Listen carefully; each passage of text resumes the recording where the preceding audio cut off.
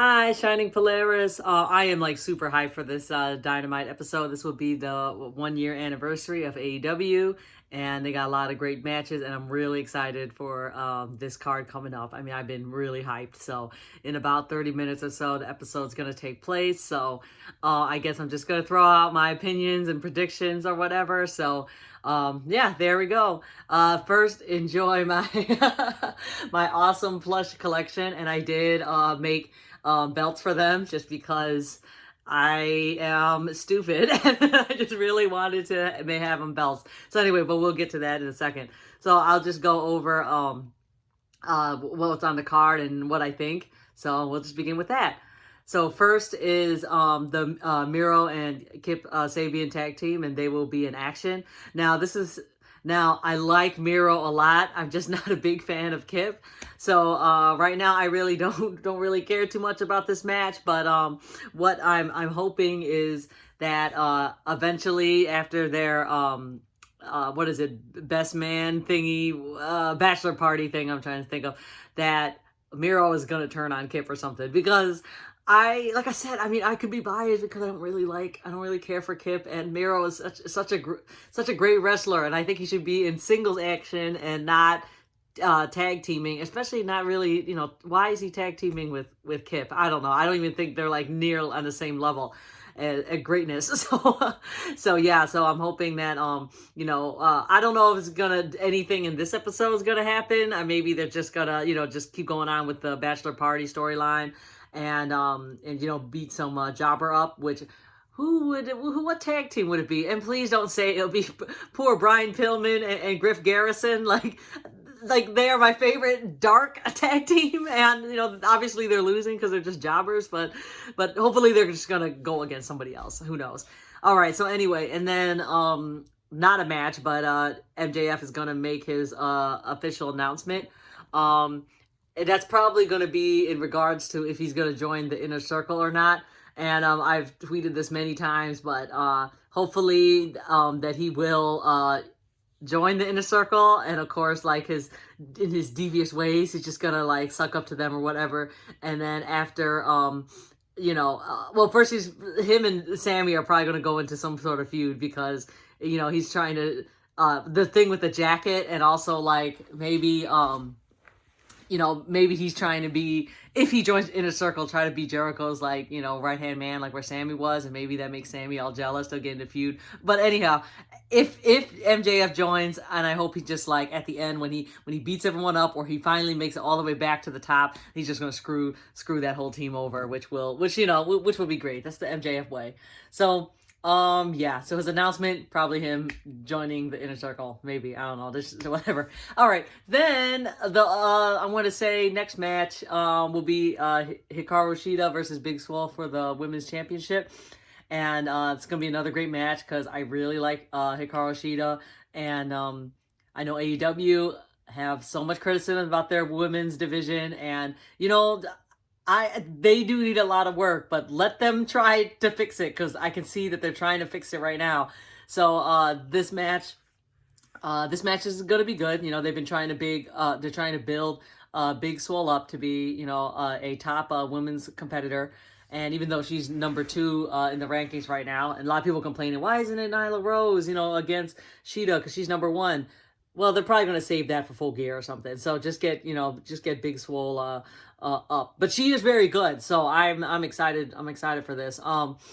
As for like, I just hope that after this, AEW can put Shida into a proper rivalry, probably with Britt Baker, and actually make some like real like storylines with the women's division.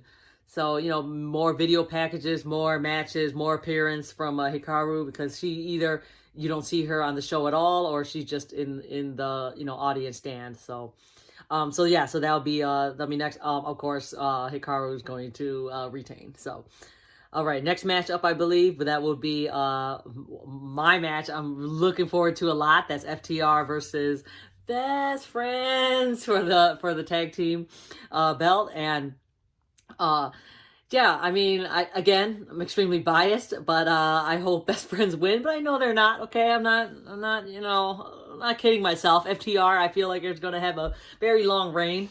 until they meet up with the Young Bucks, which whoever knows when that's gonna happen. Maybe at Revolution, I'm gonna guess, or maybe like Double or Nothing after that. Who knows?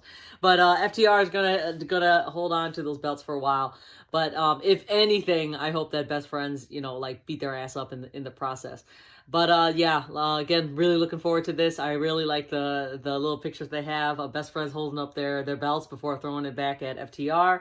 And if you follow me on Twitter, I've been just harassing FTR just because their Twitter is pretty funny because they act like old school bullies, and they get insulted a lot, but they're really cool responding. So you know what? I have to give it to FTR for responding back to my heckling at them. So I think it's gonna be another great, exciting match.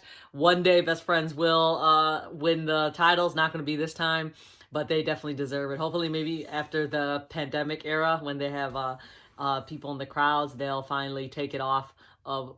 I don't know. I'm gonna guess by then, Young Bucks. That's what I'm saying. It's gonna be a while until somebody else is gonna get those belts. All right. Match after that is another big one. Actually, the last three are the big ones I'm really looking forward to. That will be Cody versus Orange Cassidy.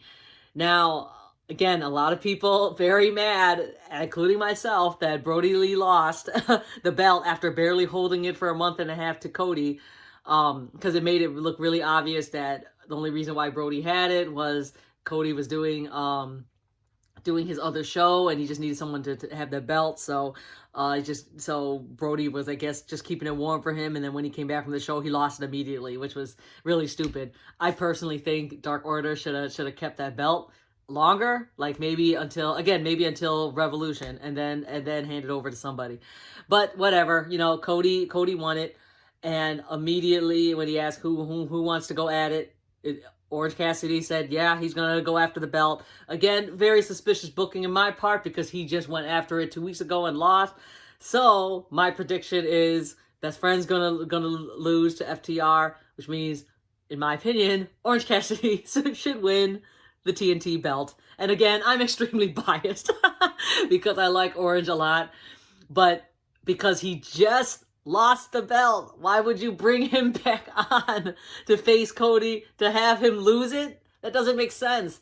Also, side note, this would be a great time to cement Cody's heel turn and maybe possibly go and become 4 Horsemen, because a lot of people also point out, you have Cody with Arn versus Orange Cassidy, FTR with Tully versus Best Friends. I also suspicious booking, but so I'm very hopeful. So Orange wins it. If not, I'm going to be personally really sad about that, because just like Cody winning the TNT belt off of Brody, I feel like that's burying the Dark Order. But again, I'm trusting the system, so hopefully Brody's going to come in and they'll battle it out again at Full Gear. But if Orange loses, I feel like all the momentum he got winning, or beating Jericho is now gone. That's my opinion. So if anything, I think he should win for those reasons, not because I'm extremely biased. And then the last match, believe it or not, I'm actually more excited about this one than about the TNT title, though they're both very close. And that's obviously for the world title match. That is Jon Moxley versus Lance Archer. And I'm a big Lance Archer fan, so with me being biased, I want Lance to win. But I like Jon Moxley a lot too. But I think it'd just be cool to just have someone to finally win it and take it off Jon. Now, and again, if Jon wins this, I'm not going to be super sad because he did win the belt during the pandemic era. So it's kind of like unfair for him to lose during the pandemic era, like save it for when we actually have fans, but who knows when that's actually going to happen. But this is just dream booking and fangirling out in my opinion, but there's just been so much teases, and I'm not the only one that thinks this way. A lot of people think this way. There's just so much teases of New Japan lately, and with Lance and Jon both coming from New Japan, and Lance is part of the Suzuki Gun faction, and Jon is the USA champion for New Japan. It just they never talked about that until like a week ago when they finally started throwing, New Japan names out on Twitter and actually on Dynamite.